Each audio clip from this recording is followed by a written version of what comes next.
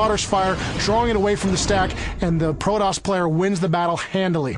What an excellent move by the Protoss player. It's really all about controlling units. Getting the most out of the units at this high level of play is what's incredibly important. Now, back at the Terran base, the Protoss is trying to make a push in there. He does see a couple Marauders out. Oh, he thinks that he can take that army, but what's this? Two more Marauders show out from behind the Terran's base, and the Protoss army is absolutely overwhelmed. We're going to see those Stalkers just get mauled. Yeah, he would love to escape at this point, but those concussion missiles do slow down units that are hit by them for a short time. It really means that there really was no hope of escape there. All the Protoss could really hope to do at that point was do as much damage as they could before they were taken down. And here is the Protoss response to the Marauder. He's got a bunch of Zealots in play. He's going to warp in a bunch more. These guys are extremely dangerous against the Marauder. The concussion missiles don't do nearly as much damage against lightly armored targets like the Zealot, and it looks like the Zealots might be able to chase down and kill these Marauders.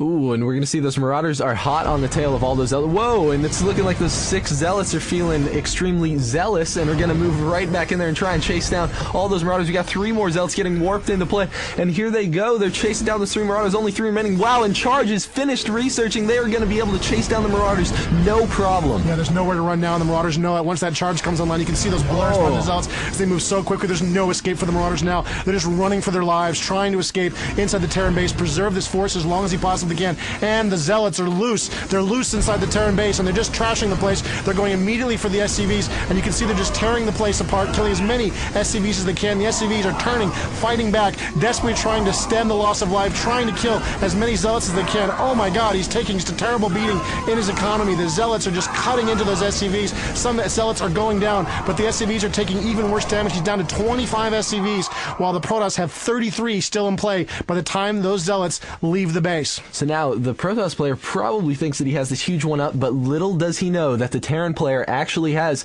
that high ground expansion where he's able to still safely gather all the minerals he wants. Yeah, absolutely. The Protoss player's got feeling really confident right now. He just did a terrible amount of damage to his economy. You can see as we're panning across the map there, he was expanding. It looks like the Protoss player's got everything going his way. What he doesn't know, of course, is the Terran does have another town. He has another base, and he's making good use of it. And the Zealots are back inside. They've bypassed that bunker, and they're going directly for the SCVs, trying to kill as many as they possibly can. Some of those SCVs are no doubt wounded from the previous battle. The Marines are trying to fight back. The SCVs are trying to get away, but the Zealots are just too tough. They're just trashing them and taking them down, and the Marines are running back for the cover of that bunker if they can only get to it. Ooh, but the Zealots are trying to chase it down, and the Marauders finish just in time and are able to take down those Zealots. I have to say, I love Charge. Yeah, it's such a great ability for the Zealot. It really makes them very effective in the mid-game. When the unit is starting to become less and less effective, suddenly Charge can come online and give whole new life to the unit. Now, it looks like the Protoss are having a look around here. He's scouting around the map, making sure that there's no hidden expansions. Of course, he doesn't know about the expansion on the high ground. He might be able to guess that the Terran had done such a thing, but he doesn't know for sure. Oh my goodness, looks like the Terrans surviving of that battle are coming out to fight. They're moving out to engage this position. He's got a bunch of Zealots that he's just warped in, and he's engaging that tough Marauder force. The Marauders are having a lot of trouble. They're backing up. They're focused firing on the Zealots, trying to slow them down, trying to buy themselves some time, trying to hope they can wear down those Zealots with repeated use of their concussion missiles. Ooh, and you have them turning around just trying to get off one shot and continue running away. They're trying to kite that Zealot away as fast as they can. Are they going to be able to take down that probe, those 2 Marauders? We've got a Zealot and a probe in hot pursuit of those 2 Marauders, and they are able to take down both of them. Oh, but 3 more Zealots come into play, and those Marauders are not going to see the light of another day. Yeah, they're absolutely toast. So he managed to eke out a little bit of a victory there, but it wasn't enough. The warp-in really helped the Protoss player get back into the game, make sure he got some forces down the battlefield, and maintain control of the middle of the map. It's very important for the Protoss player right now to maintain control of that middle area so he can keep up the pressure on the Terran base. That's right. Pressure is extremely important in StarCraft 2 because if you leave anyone alone for a given amount of time, you can get steamrolled. Yeah, absolutely. Now, it looks like the Protoss player has managed to expand here. He is going to bring up some additional probes from his other main base, and he's going to try to use that base to get some more resources. He's also got a robotics facility up and running, too, actually, as a matter of fact. He's got a Colossus on the way. He's built the support facility for the Colossus, and it's going to be coming out. This is a very dangerous unit. It can be upgraded to have siege range. It can move up and down cliffs. It's got a powerful area effect beam. It's not a great weapon against the Marauders, which is kind of a shame because there's a lot of Terran Marauders on the map. If we did see a higher number of Colossus working together in unison, we could absolutely see those Marauders get threatened huge. But, I mean, he's not really planning on killing the army. Right now, all that this Protoss player wants to use those Colossus for, likely, is to take out that expansion now that he's found it with his Observer. He's just seen it with that Observer. This is a flying cloaked unit for the Protoss that allows him to fly around and see what's going on, detect units, and you can see that he's got it up there, up above that cliff. He's seen what's going on. He sees the expansion, and now he knows that what he thought was a winning game is not going the way he was hoping it would.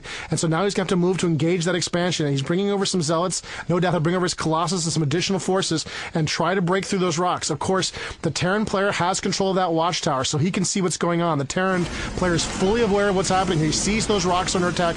Once those rocks go down, the Zealots will be into the Terran base. And the Terrans are trying to break through their own set of rocks. He needs to get up there to protect his base. Who will break their rocks first is the real question right now. And the Colossus is in. It's attacking the Terran base. It's driving off those SCVs. The SCVs are running for their lives while the Colossus is stalking around, trying to do as much damage as he possibly can. He's running as close to those Marauders as he can. And the Colossus is a little too close to that Terran army. It's trying to get off some shots. It's going to get off a few shots, and then it's dropped by those tough Marauders. Ooh, and it's looking like Matt Cooper was just a little bit distracted, possibly by seeing all of these Hellions run past his proxy pylon in the center of his map. We can see those Hellions laying down some damage, trying to take out as many of the probes as they possibly can. We do see a Stalker getting warped into play, going to lay down some pressure. The Hellions are going to try to move around over towards the natural. Oh, and that Colossus there. Those Hellions do not stand a chance. Yeah, those Hellions are going down to the Colossus and the Stalker. Back in the Terran base, the Zealots are in among the SCVs once again, doing as much damage as they can to the Terran economy, just tearing away. But that's a lot of Marauders. It's a lot of Stalkers in the way, and the SCVs are fighting back as well. You can see one of the Stalkers is brought down by combined SCV and Marauder fire,